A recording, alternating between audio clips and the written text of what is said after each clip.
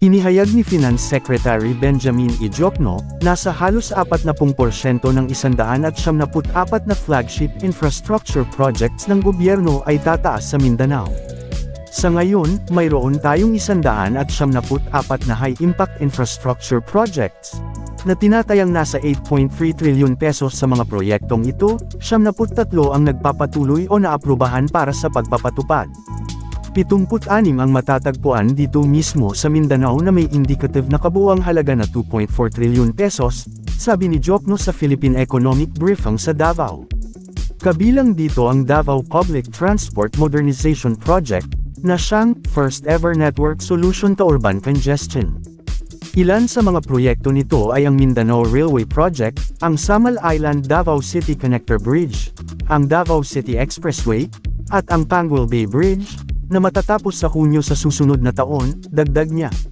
Kasama sa iba pang proyekto ang Bukidnon Airport, New Siargao-Sayac Airport, at New Zamboanga Airport. Sinabi ni Budget Secretary Amena F. Pang-Andaman na ang mga proyekto sa Mindanao ay tatanggap ng 807 na bilyong piso mula sa 2024 budget. Mula sa infrastruktura hanggang sa turismo hanggang sa malinis na enerhiya, ang isla ng Mindanao ay natatangi ang posisyon upang palakasin ang pag-unlad ng ekonomiya ng bansa at pamunuan ang ating paglalakbay sa pagbabago sa mga susunod na taon, dagdag ni Diokno. Ang Philippine Chamber of Commerce and Industry, Vice President for Mindanao Arturo M. Milan ay nagsabi na ang Mindanao ay maraming lugar ng pagkakataon para sa paglago, tulad ng transportasyon, infrastruktura, pangangalagang pangkalusugan, edukasyon, agrikultura, digitalization at enerhiya. Ang Mindanao Railway, na dating kilala bilang Trans-Mindanao High-Speed Railway, ay isang iminungkahing intercity rail system sa Mindanao, ang pinakatimog na pangunahing isla ng Pilipinas. Orihinal na iminungkahi noong 1936 bilang bahagi ng pagsisikap ni Manuel L. Quezon na palakasin ang presensya ng pamahalaang Commonwealth sa Mindanao laban sa tumataas na impluwensya ng Imperial Japan bago ang ikalawang digmaang pandaigdig. Ang linya ay ipinagpaliban. Ang iba pang mga panukala at pag-aaral ay ginawa noong 1950s, 1990s, at 2000s, ngunit hindi natupad. Ang kasalukuyang linya ay nagsimula sa pag-unlad noong 2018, gayunpaman, ang konstruksyon ay hindi pa nagsisimula. Ito ay una na itatayo bilang isang single-track standard gauge system na pinapatakbo ng diesel-powered rolling stock, ngunit magkakaroon ng mga probisyon para sa pag-upgrade sa double track at electrification sa pamamagitan ng mga overhead na linya. Ang Mindanao Railway ay binalak na itayo sa 10 phase, na may kabuuang 2,278 kilometro, 1,415 milya, na riles na itatayo para sa sistema. Ang Phase 1 ay bahagyang bubuksan sa pagitan ng Panabo at Carmen, Davao del Norte sa 2022, at ang buong operasyon ay inaasahan sa 2024. Ang ikalawang phase ay magsasangkot ng 150 kilometro, 73 milya, na bahagi sa timog ng Phase 1 sa pagitan ng mga lungsod ng Digos at Coronadal, na dadaan sa General Santos City. Ang ikatlong phase ay inaasahang magkakaroon ng tinatayang haba na 54.8 kilometro na nag-uugnay sa metropolitan area ng Cagayan de Oro mula Laguindingan hanggang Villanueva. Natukoy ito sa 2021 Master Plan para sa Sustainable Urban Infrastructure Development sa Metropolitan Cagayan de Oro at magiging isang mahalagang paraan ng transportasyon habang ang Cagayan de Oro ay bubuo bilang ika-4 na metro area ayon sa National Spatial Strategy. Ang Phase 4 at 5 ay ang huling dalawang proyekto sa pagsil sa bagong circumferential mainline ng Mindanao Railway, na pumalit sa Cagayan de Oro Pagadian-Digos segment.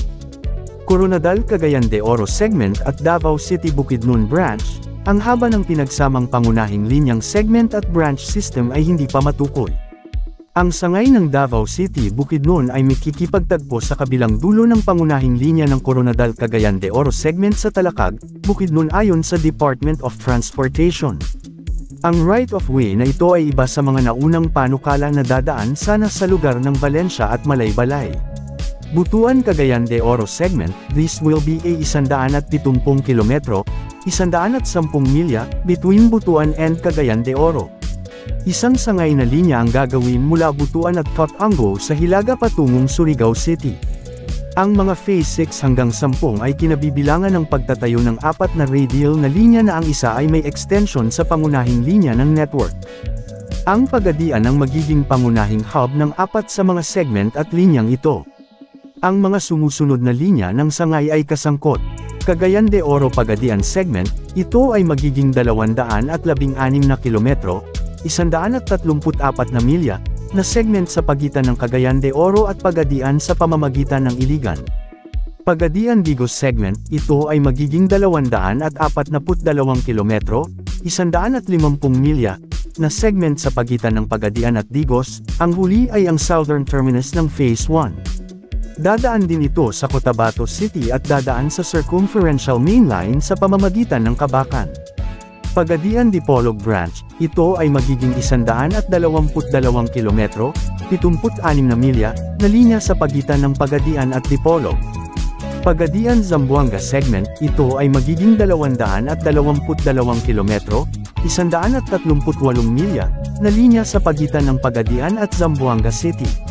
Butuan-Surigao Branch, ito ay magiging 77 kilometro, 60 milya, na linya sa pagitan ng Butuan at Surigao City. Ang kabuuang haba ng segment ng Coronadal Cagayan de Oro at Davao City Bukidnon, gayon din ang mga hinaharap na extension sa linyang lampas sa Phase 10 gaya ng double tracking ng segment ng Tagum Digos, ay umaabot sa 645 kilometro, 401 milya. Ang konstruksyon ay hindi pa magsisimula sa unang phase ng Mindanao Railway.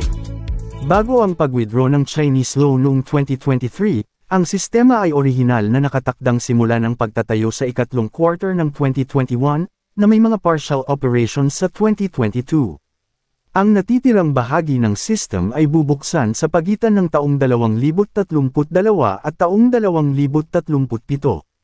Naantala ang pagsisimula ng konstruksyon noong Mayo taong 2022 dahil hindi natanggap ng DOTR ang shortlist ng mga design and build contractor mula sa gobyerno ng China. Iba ka sa isyu ng West Philippine Sea kaya binawi ng China. Kung nagustuhan mo ang ganitong topic ay, pa-subscribe, like and share naman.